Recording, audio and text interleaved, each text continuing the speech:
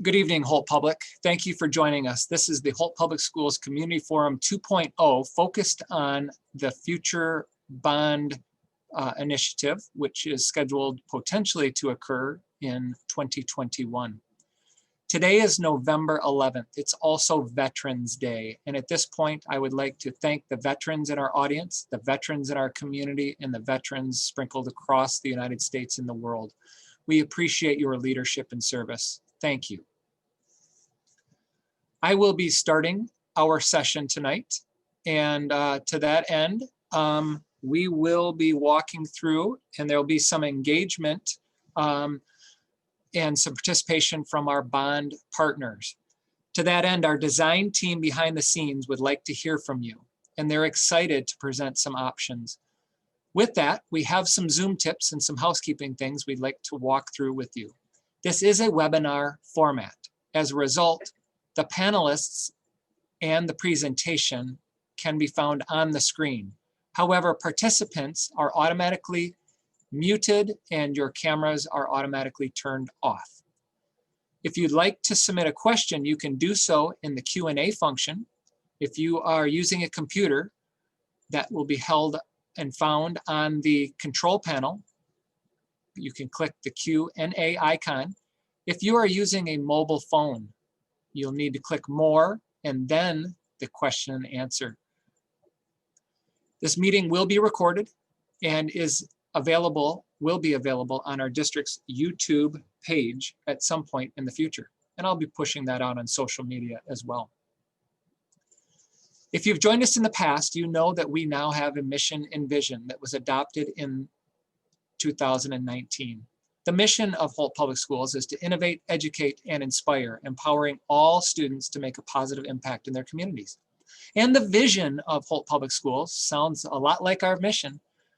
However, the vision of Holt Public Schools is to empower our learning community, all of us, to make a positive impact on our world.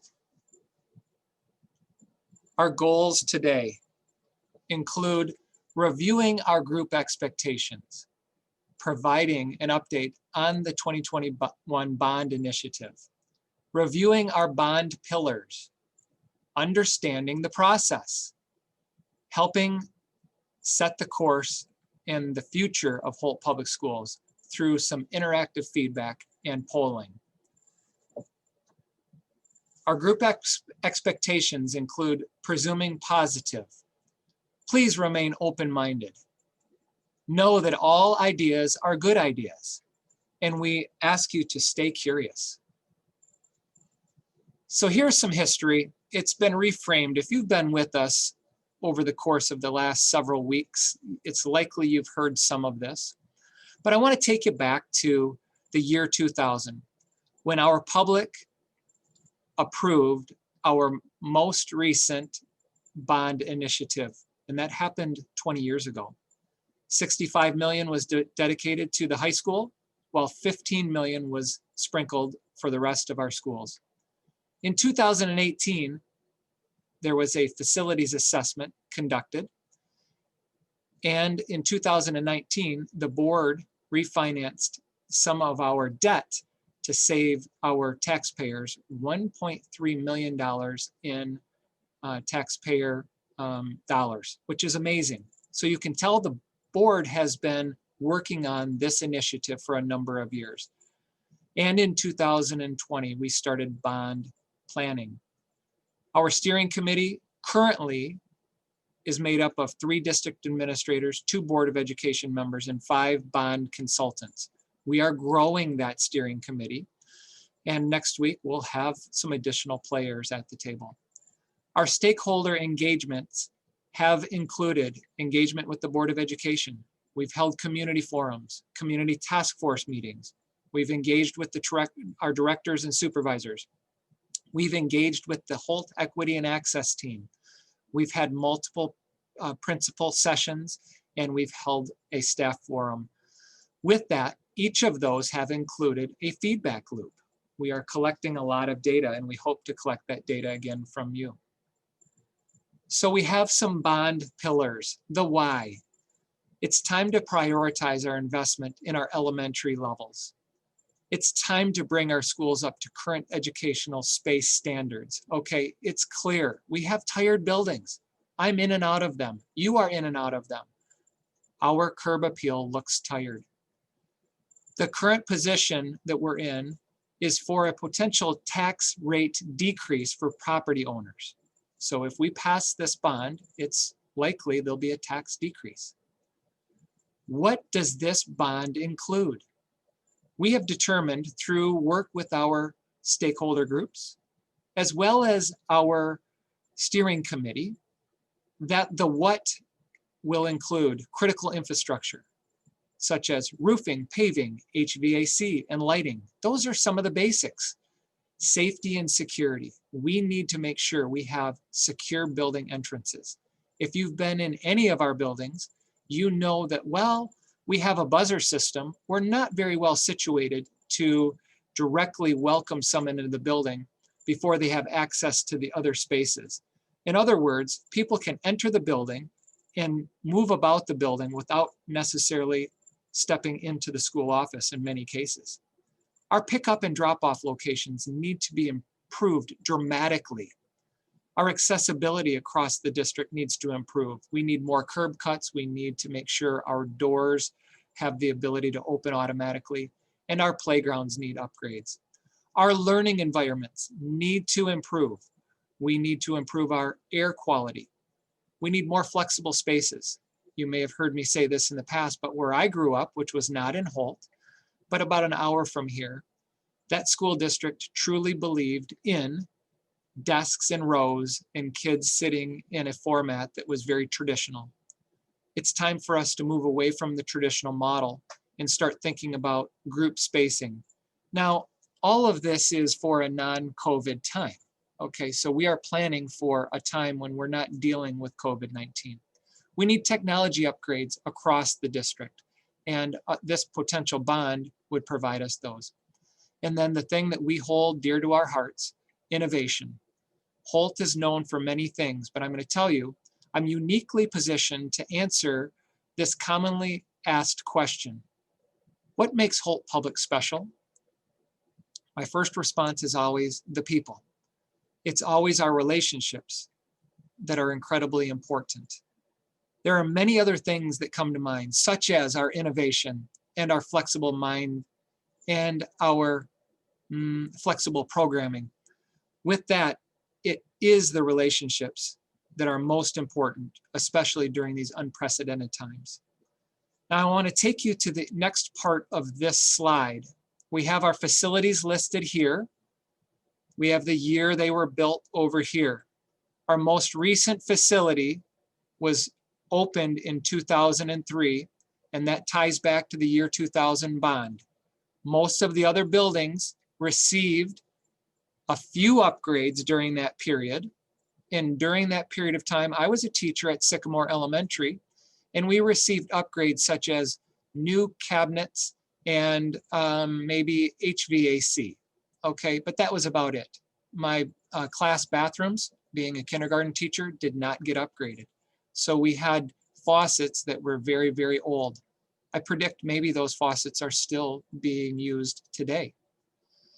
So you've heard we are prioritizing the investment in the elementary level. It's very important that we put a significant amount of money in our other schools. I don't want to mislead you.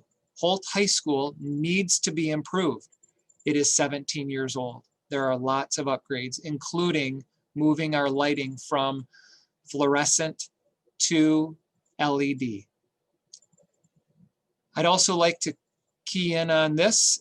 Hope Middle School was originally built. So the original building, and I want to be clear, we're not saying the entire building is nearing 100 years old. We're just saying a portion of that building is nearing 100 years old.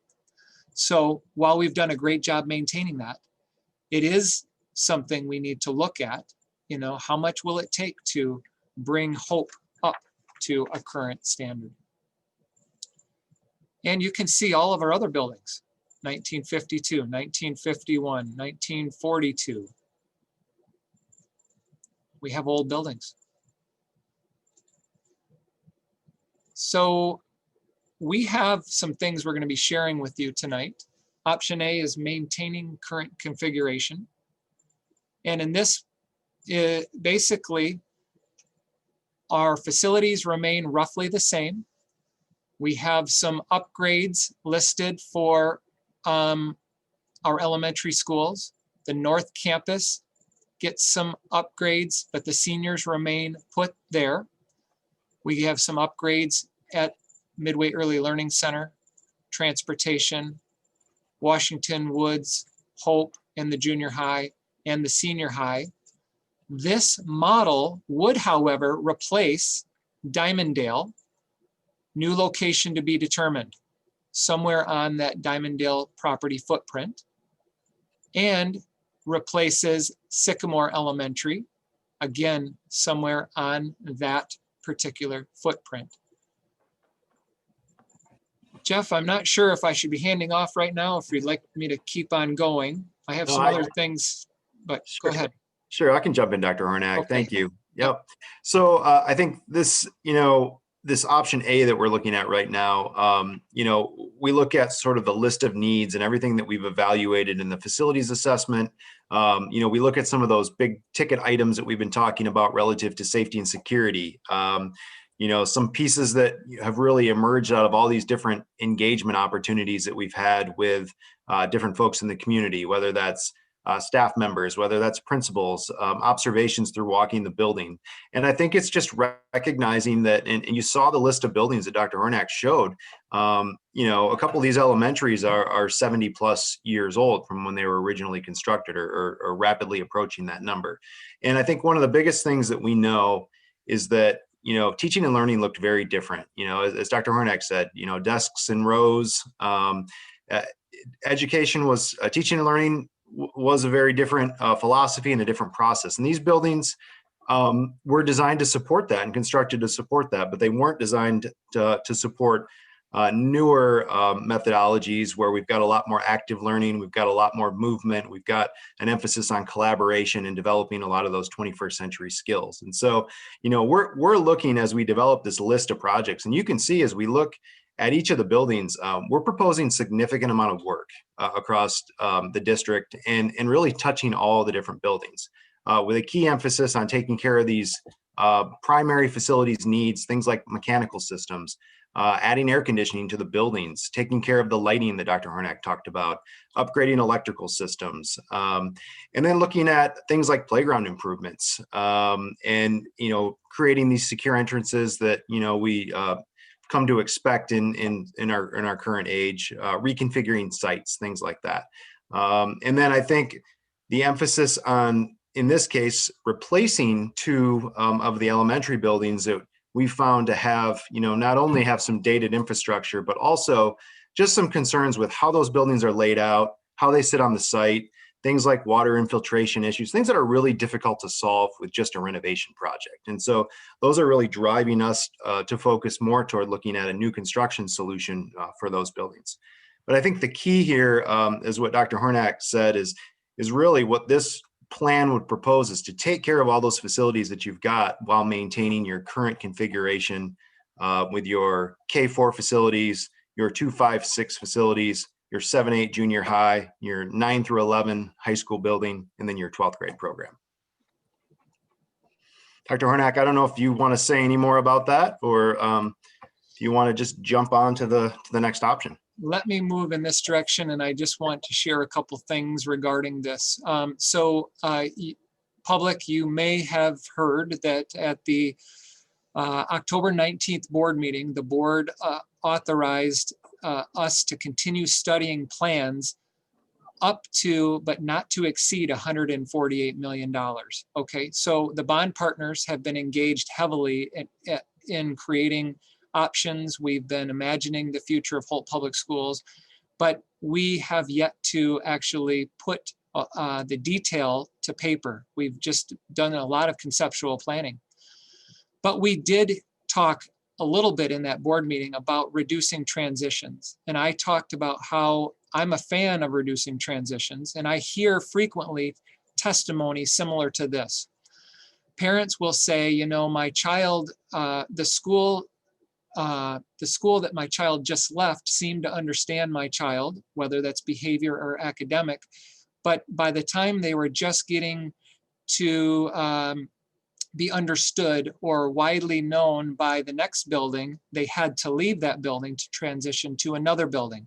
And then that occurred again in that second year.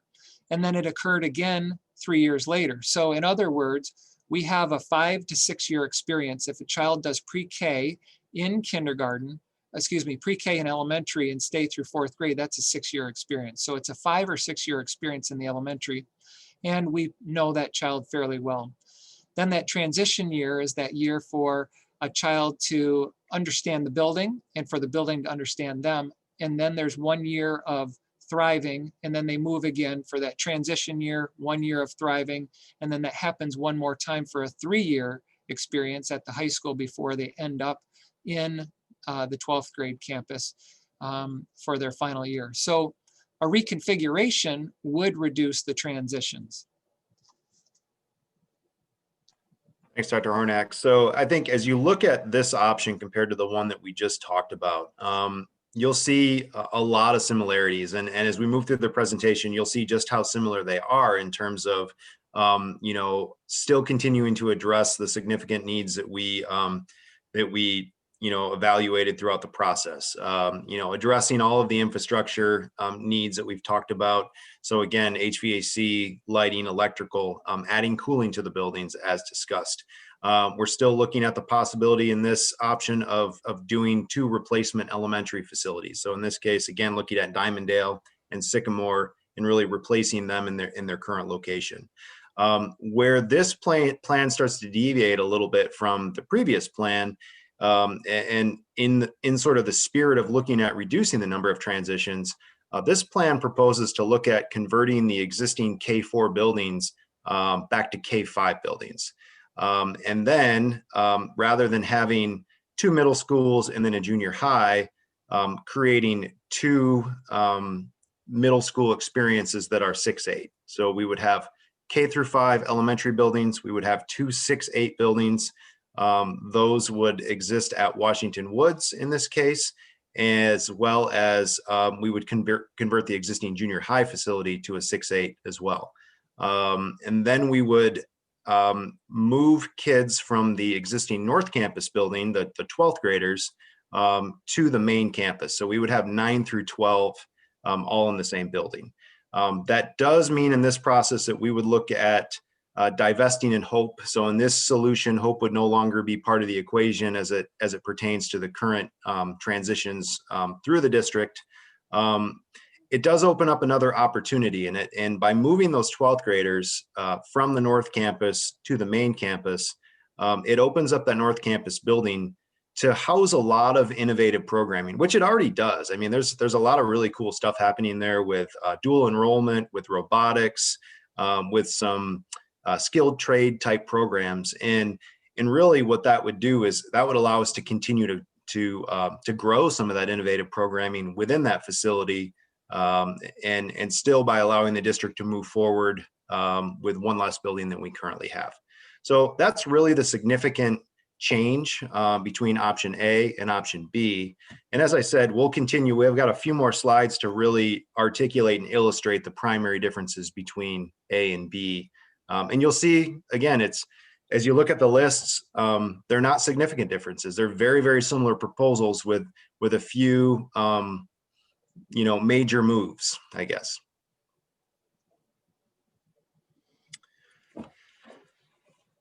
So again, looking at the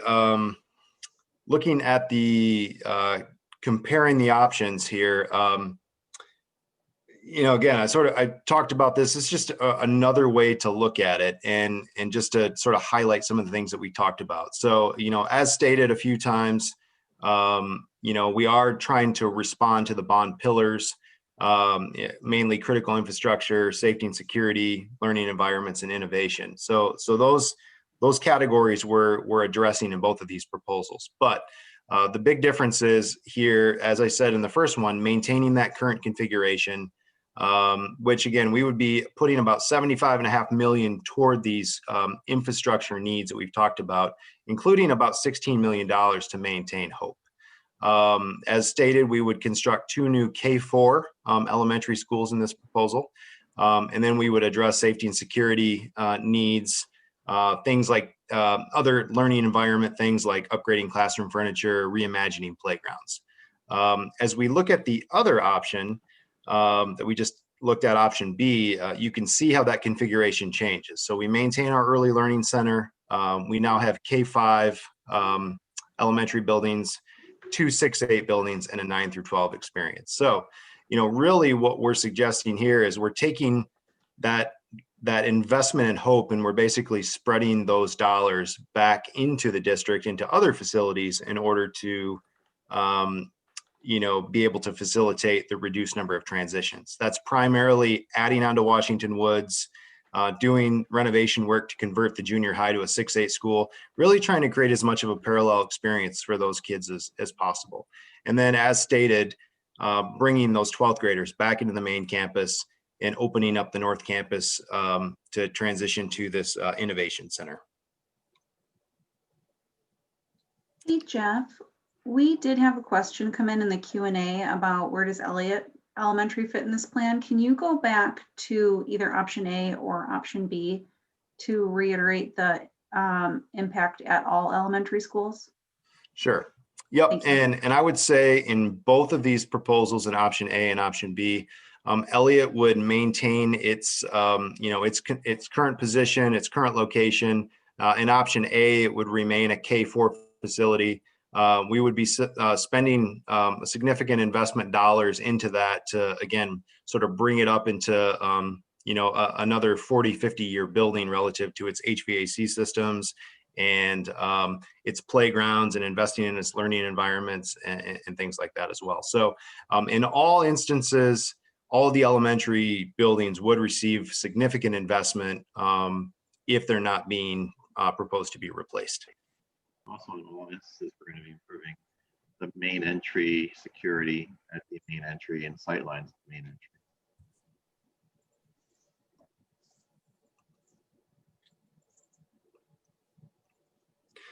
This is just another way to sort of look at the,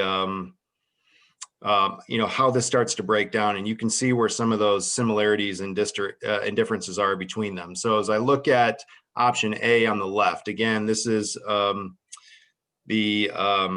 you know, that proposing that we're maintaining the same configuration as before. And you can see this is really, this wheel kind of starts to show how the funds are allocated, you know, throughout the building. And again, this is, you know, preliminary, things are still moving around a little bit, but you can get a sense for, you know, there's pretty good even allocation, you know, throughout the buildings. But we wanted to identify, you know, the differences between if we're spending dollars investing in Hope compared to what those dollars would look like investing in option B.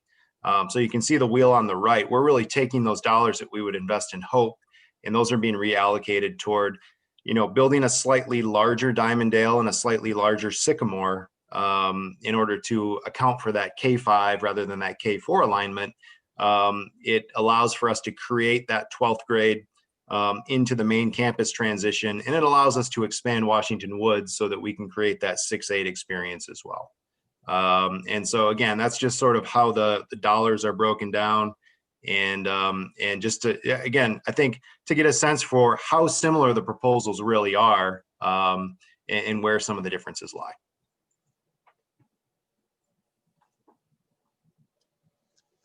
So team, I would like you to know you are part of what makes Holt special. As I mentioned, I'm often asked what makes Holt Public special. It's the people, it's the relationships that we have, and it's you. So we're hoping that you will participate. We want to hear from you. All of this feedback is being analyzed and shared with the Board of Education.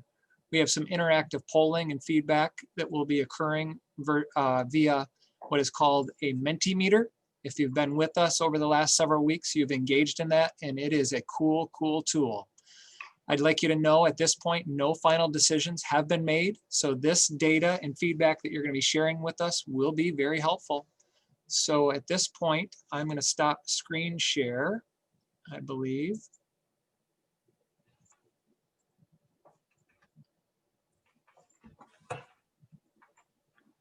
All right, so Dr. Hornick, we did have a few questions come in, and I'm not sure if you want to address those now before we jump into the Mentimeter, or if we want to dive into those after the Mentimeter.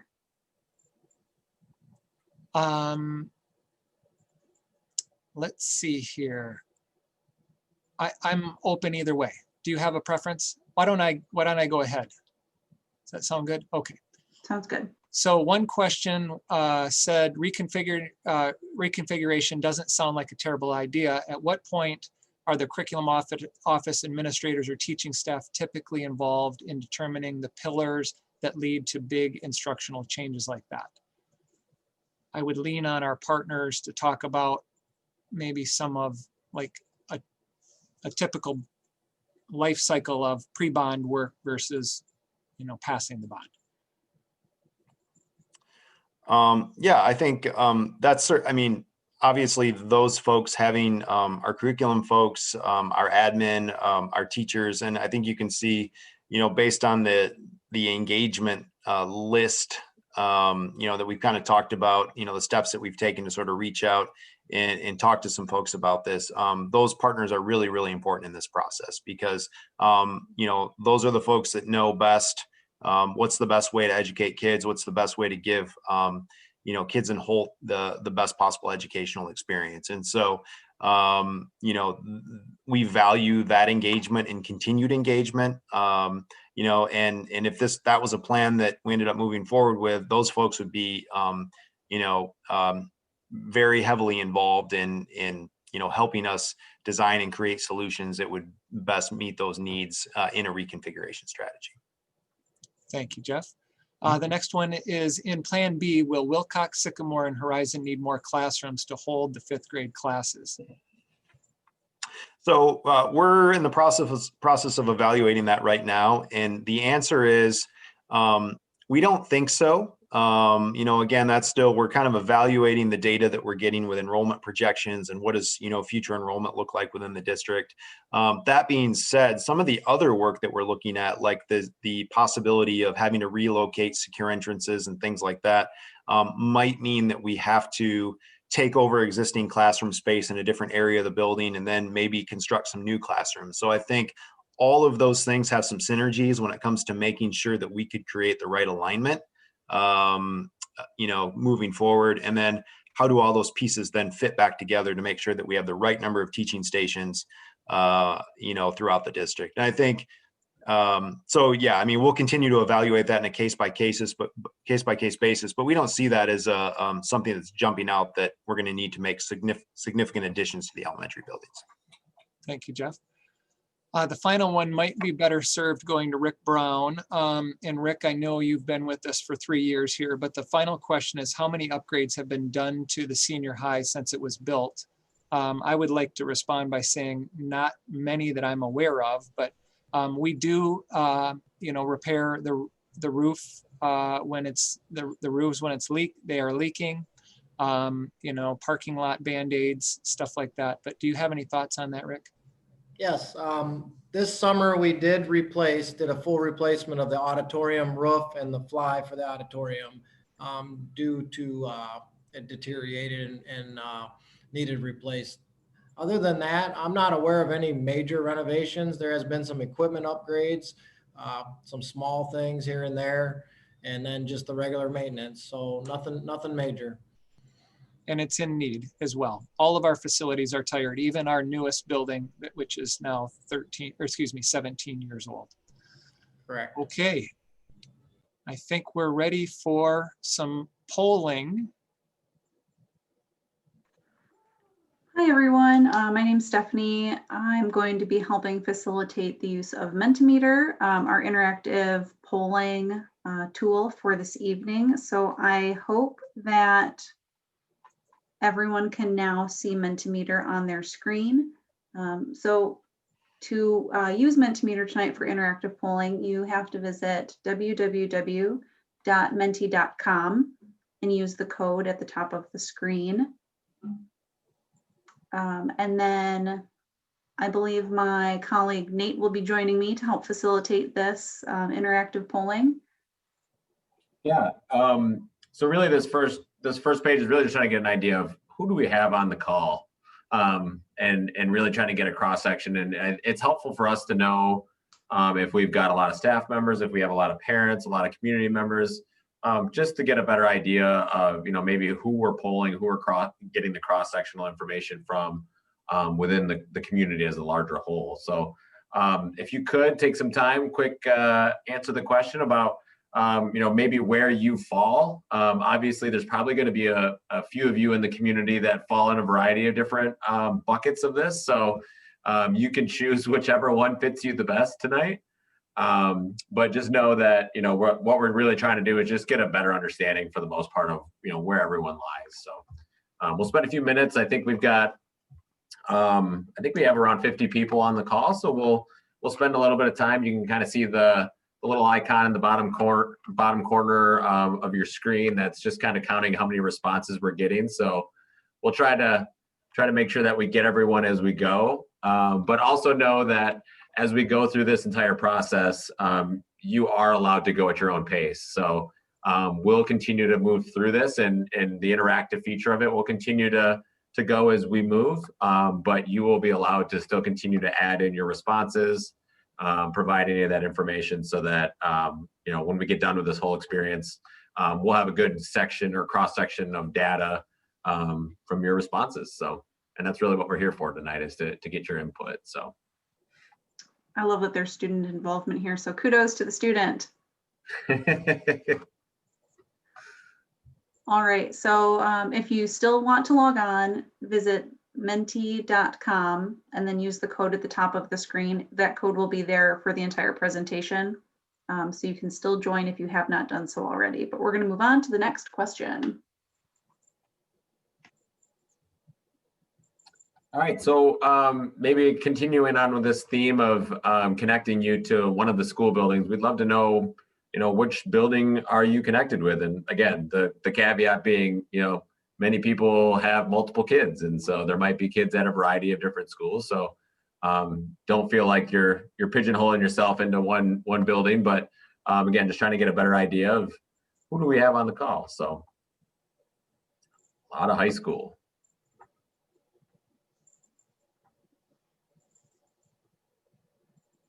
Oh, we finally got our first early learning vote. Busy life. All right, so this looks to be about the amount of participation that we had on the last slide. So we're going to continue moving forward, but if you still want to join, time to join. All right, so after hearing more about the proposals being considered, please rate how well you feel they address safety and security issues within the district. Yeah, so I would, just to kind of remind folks, some have heard us talk about some of these things a little bit more in the past, but our approach to security is it's not a one size fits all. There's no magic solution. It's usually a combination of things. It's thinking about creating, secure entrances. It's thinking about reorganizing our sites so that we can, make sure that we're separating bus traffic and vehicle traffic and keeping pedestrians safe. It's thinking about upgrading access controls and video surveillance and things like that. And so both of these solutions we would be proposing to implement, really all of those things within the facilities. Yeah, thanks, Jeff. I think that ties in very well. I think that the big thing is, understanding that, it's not just one of these things and the others aren't selected. It's really trying to think about it as the rings of security and understanding what each individual building needs from an overall security perspective, and thinking about security is more than just criminal behavior, but also just how do we understand flow within the buildings, understand how parents enter and exit, tracking that kind of stuff, just to make sure that we're doing everything we can to keep our students safe. Awesome. So feel free to continue answering, but we're going to move on to the next question. All right, after hearing more about the proposals being considered, please rank how well you feel they address concerns about the learning environments.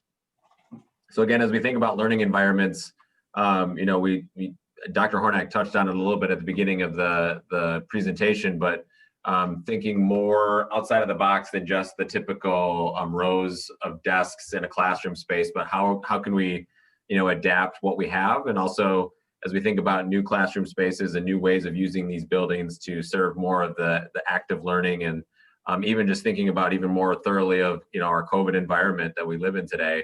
You know, these are all the things that, you know, we would be considering as we talk through these learning environments more thoroughly. So.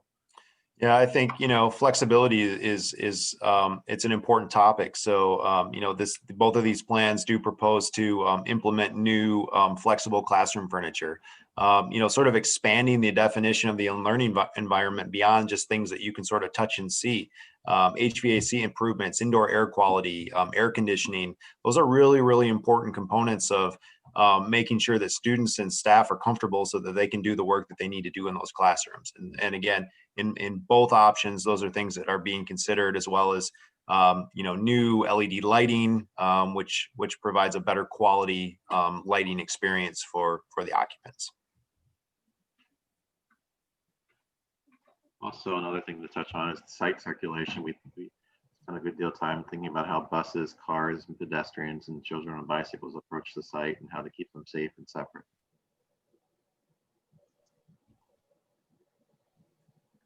All right, so it looks like we have about all of our participants responding, so we're going to head on to the next question.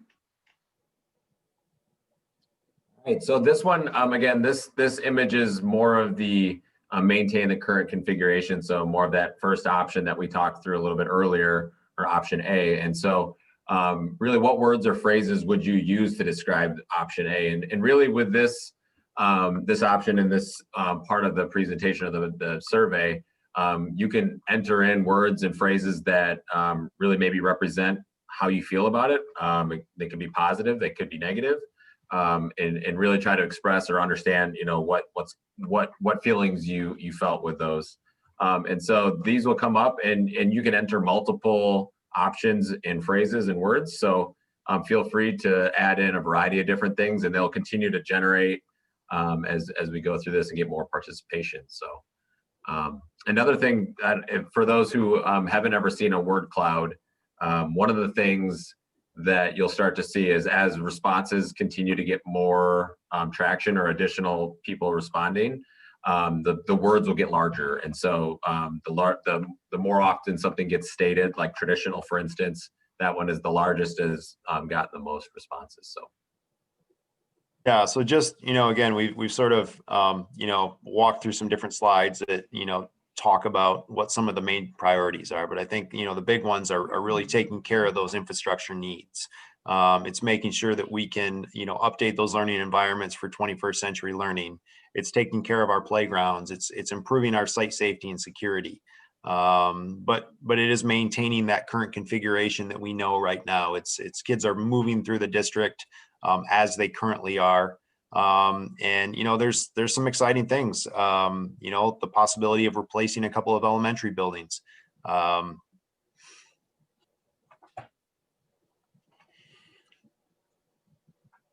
lot of great responses.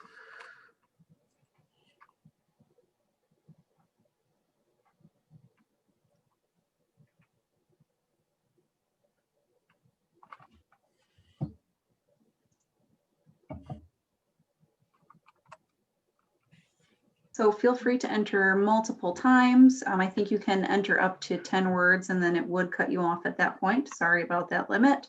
Their decision, not mine. But please feel free to continue entering your words or phrases that you would associate with option A, maintaining the current configuration. But I think we are going to move on to the next interactive word cloud. But please feel free to continue until you have shared all of your thoughts and phrases. All right, so kind of similar to the last slide, but this is again looking at more of the option B, and what sorts of words or phrases would you use to describe option B? Again, and that's that kind of idea of reducing transitions and kind of reconfiguring the layout of the district in a way of where students are going, thinking about the middle school environments from a 6-8 perspective. Again, some of the similarities, as we've talked about before, have been, a new Diamonddale, a new Sycamore, a lot of the infrastructure and facility assessment needs, the things that, kind of work in the operational portions of the building, but then also the additional needs that would require or be required as we think about this idea of reducing transitions and organizing the district a little bit differently. So. Yeah, so again, the big moves here are really taking those dollars that we would potentially be investing in Hope and then reallocating those across different facilities, primarily to make sure that we could provide a K-5 experience at the elementary facilities, the ability to have parallel middle schools that are 6, 7, 8 experiences, and the ability to consolidate our 9 through 11 in our 12th grade facility. And then again, that opportunity of, by doing that last piece, freeing up the North Campus building to continue to provide some innovative programming to students within the district.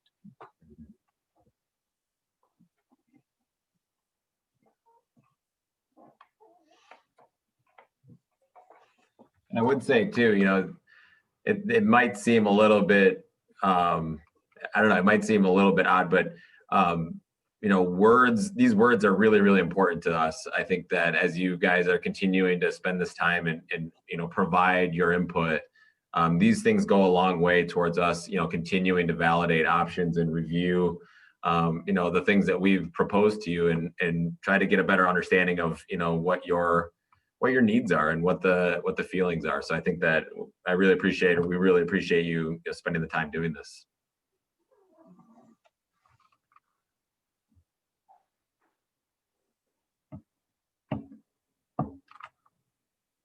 Awesome. So please continue to add your thoughts as you wrap up this question, but we are going to transition on. All right, so what changes to the current facilities do you feel would most positively impact your community? So as you reflect back on the many buildings that are represented here tonight, or the many buildings you've been a part of throughout your time, think about some of those things that would really, really make a huge impact in the community and really change the future of Holt.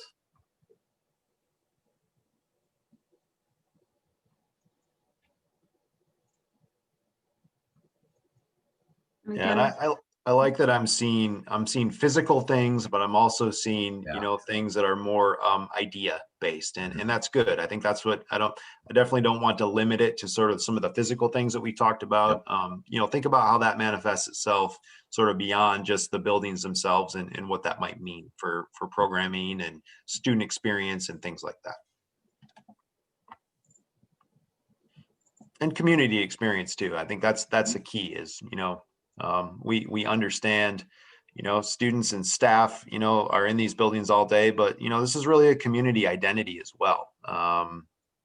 So let's, just sort of expand that as far as you can.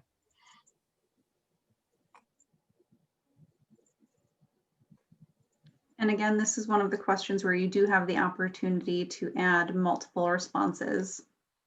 I believe 10 is the limit.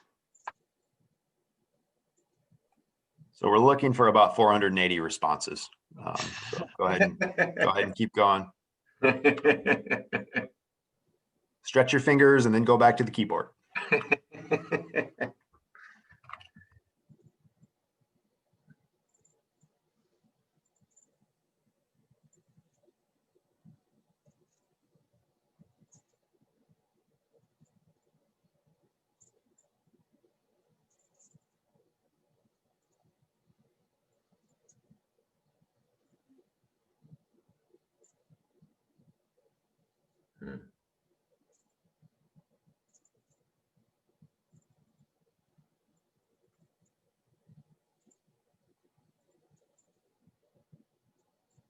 These are really, really great responses.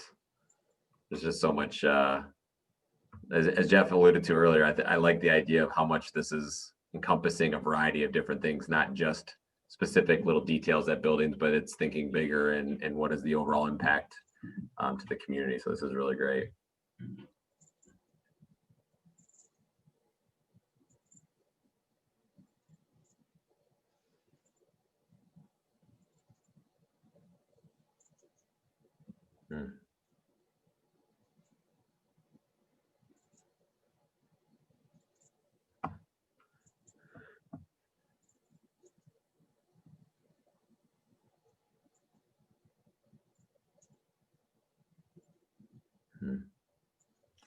Yeah, I think I see a lot about just, sort of look and feel. And that is a lot of people's experience with, driving by buildings and, dropping their kids off and picking their kids up. And, I think one of the positive things are where these critical infrastructure pieces, one of those is pavement, and we know that we've got a lot of pavement and sidewalk issues and things like that.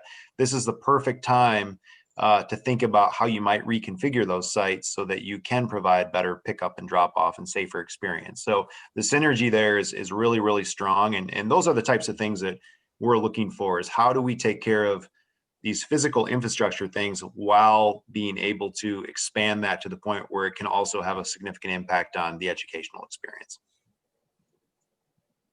I also see a lot of comments about equity and diversity within the district, and those are certainly things that are discussed in sessions that we've had, and will be shared out and discussed further with the bigger groups.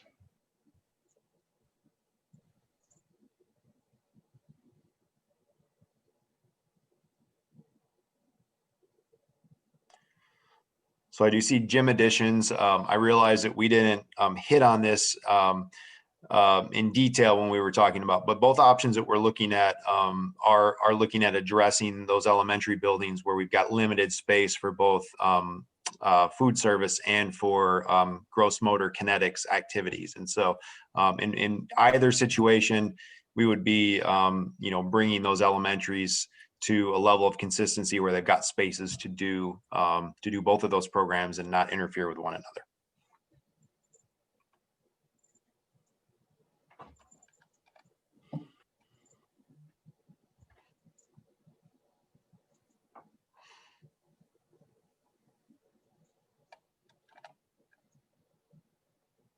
All right, so we've had lots of awesome responses.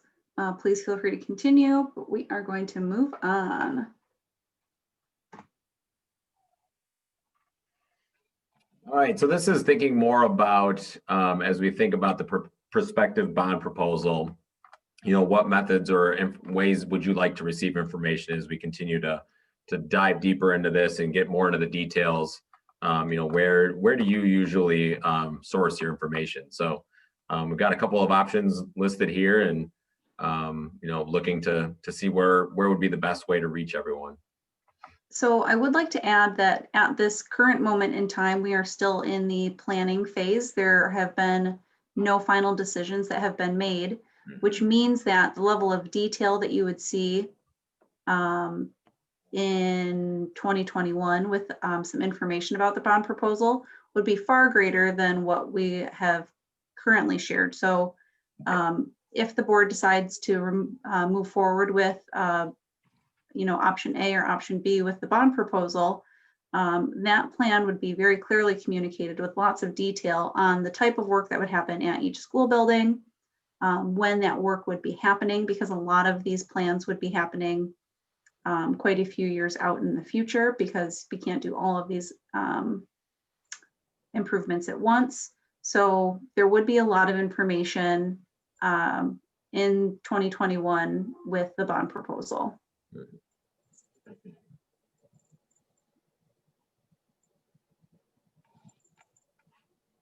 Awesome. So we're going to move on.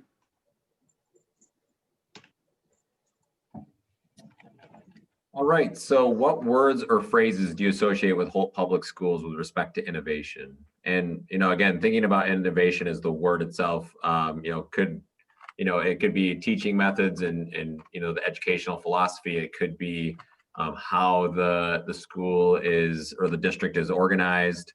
Those sorts of things, I think, really are, what we're trying to get at would be again, thinking about programming, what do these potential buildings and facilities offer and help support innovation and growth, and how do we adapt to that? So I've heard this Yeti before. I've seen this. I think that's pretty innovative strategy in calling snow days. Getting colder. I mean, the Yeti might be coming out of hibernation for the winter. Yep. No, and I appreciate. I'm looking at the list of participants here, and I'm seeing names that I've been seeing since we started to have the opportunity to connect with Holt, and so I'm appreciative of all of you continuing to come back and continuing to provide information. I know several of you probably answered this question 5 times now, and so thank you for continuing to answer it and encouraging others to answer it as well. But we just appreciate your support and your your perspective and your investment in this process. So thank you.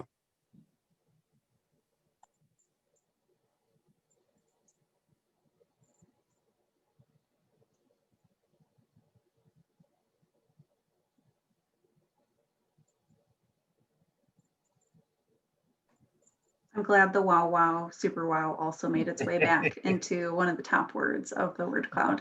Yep. I would say trending in the word cloud, right? Mm-hmm.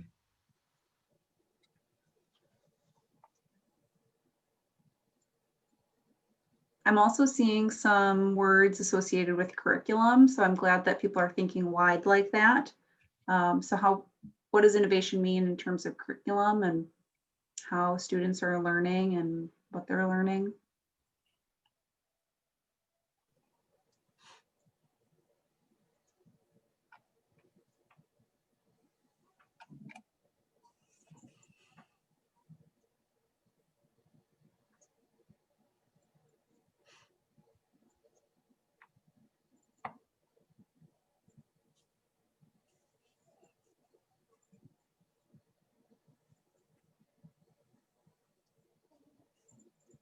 Yeah, another one I'm seeing, that's been kind of staying towards the top is heat. And I think that, in our discussions with them, that's been really, really great to see the kind of the community connection and understanding of the district as a whole and how we can support learning across the entire district, and create facilities that support all students and all learning. And so it's been good to see that that's been such an influential group and has continued to rise towards the top in this word cloud as well.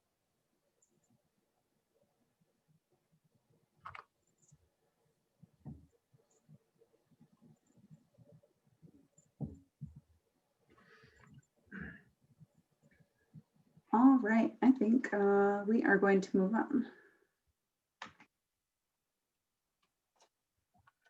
All right, so a couple of the last questions that we're thinking about is, what is the top thing you are looking forward to with kids returning to school buildings? So, whether you're a parent that's a little stressed out at home with having kids in the house, or, thinking about the opportunities that you can have for your students, whatever comes to mind.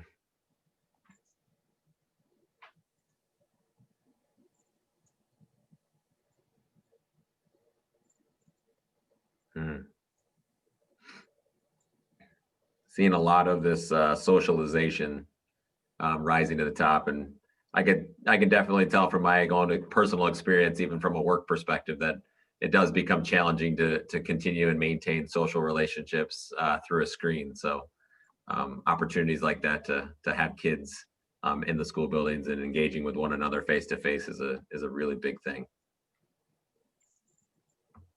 Yeah, there's almost nothing here about delivering instruction, and what that says is that the staff has been flexible and adapted, and the kids have adapted, and they've figured out this educational thing, right?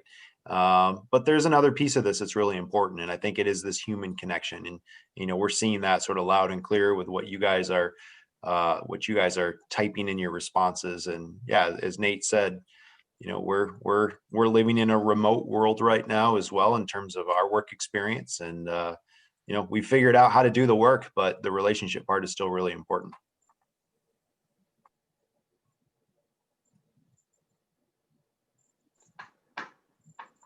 You can tell that people are having a lot of thoughts and feelings about this by how quickly all of these responses populated. 480 is the limit. Just, keep that in mind. We haven't broken Mentimeter yet, but we keep trying. That's our next big goal.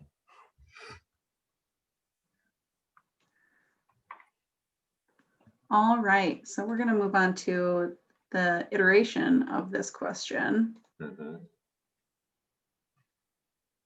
So, and I think, what is the top thing your children are looking forward to with kids returning to school buildings? So again, maybe trying to put yourself in their mindset or in their shoes and try to understand what they're looking forward to. So days.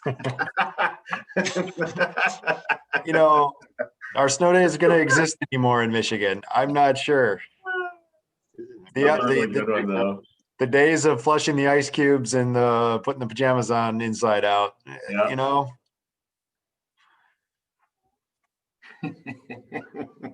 It's just such I an hope that was the student that was participating that answered that. That really makes me laugh. That's so good.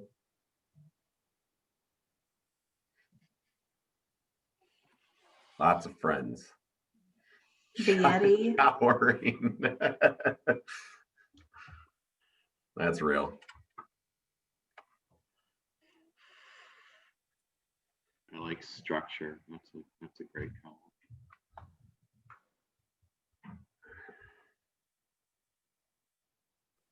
Less time on screens. Mm-hmm. Yeah, that's been something that's, I've kind of continued to experience as well. When you think about the exhaustion, just mentally from, learning all day and, doing school, but then you amplify that with screen time for that amount of time as well. That definitely becomes something that, again, when you think about the in-classroom stuff, it's a whole different animal. So.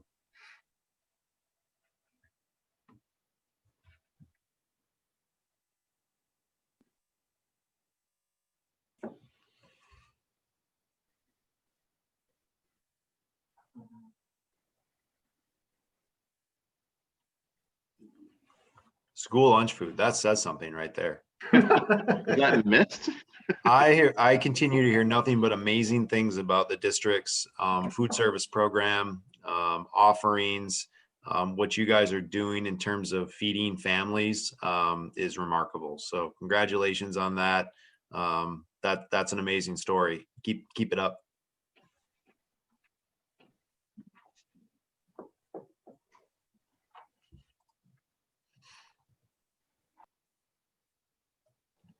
So this is our last Mentimeter polling question.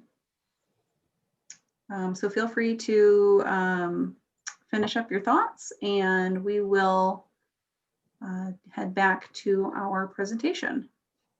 Yeah, I see that some need it for safety. And I think, there's certainly recognition there that, for certain kids being in school, that's the best part of their day. That's where they get the most love and they get the most people, paying attention to them, and it's safest and they're nourished and we recognize that. And I think that's a big deal. Those are, I personally know a lot of teachers that are worrying about a lot of kids right now because they don't have that chance to connect with them every day.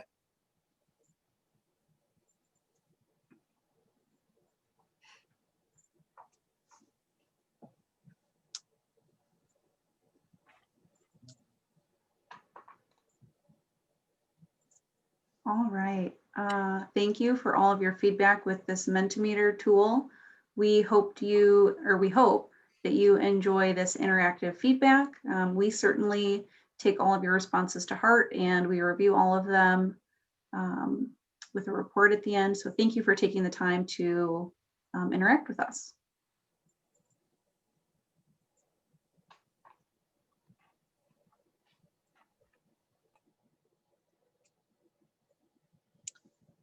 Thanks, Stephanie and Jeff and Nate and Andrew. I appreciate all of your comments and thanks for leading us through that. I'm always impressed with the feedback we receive. But I'm equally impressed by GMB and our construction management firm, which is Granger Construction, and of course our owner's rep, Ted Moore, and from Moore Trosper. Without you, we wouldn't know the appropriate steps to take, and your leadership and service means a lot to us. So I'm assuming you're seeing the PowerPoint. Is that true? Yes. Okay, good, because I was struggling to find you at the moment. There you are. Okay, so let's see where we go next. So our next steps, folks, I find that I'm always better tomorrow. I wake up after I've processed everything that occurred to me today. And I would like to provide you this feedback loop opportunity. http://gohps.net/bond feedback will be open.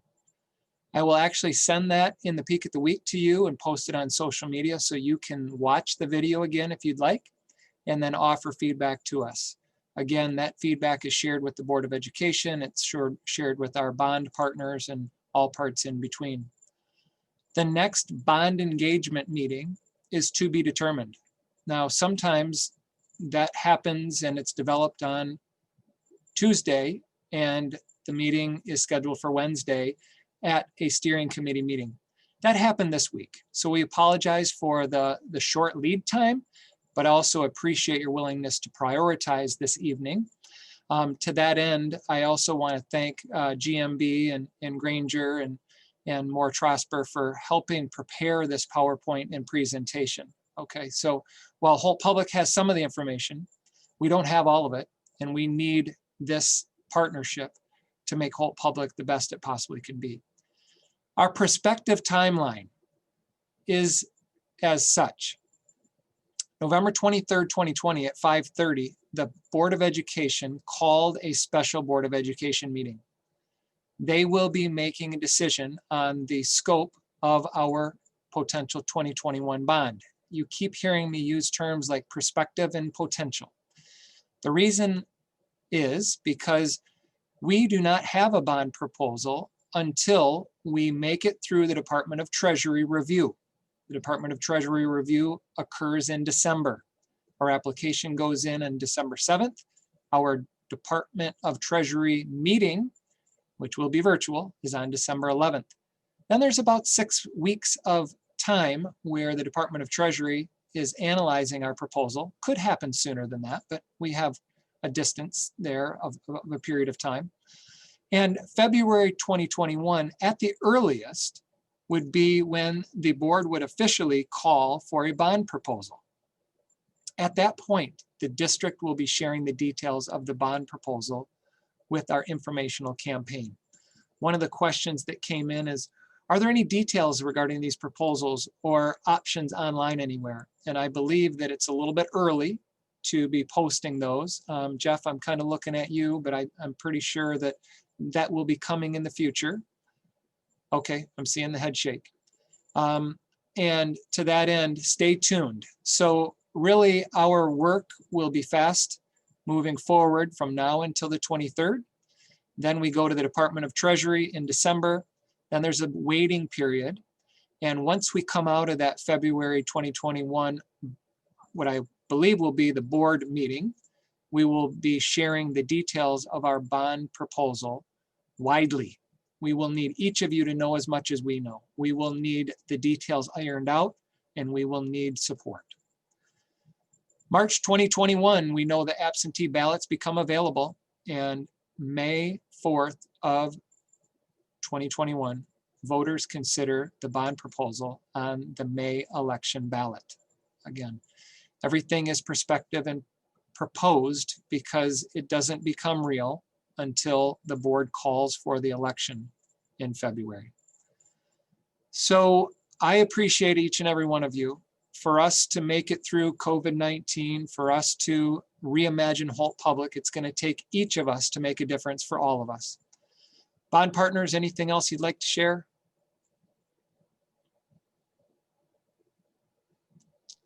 I think we covered a lot. There are a few questions. that we could possibly answer here, or maybe provide answers asynchronously after this as well, if we can't answer them this evening. Thank you. Let's work to answer those maybe offline so we can return everyone to their families. Folks, remember to read. If you have a student at home, encourage them to read tonight. It's always a good idea, even if you have a high schooler, to model reading in front of them and encourage them to read. Thanks for joining us tonight, and we will see you soon. Take care, everyone.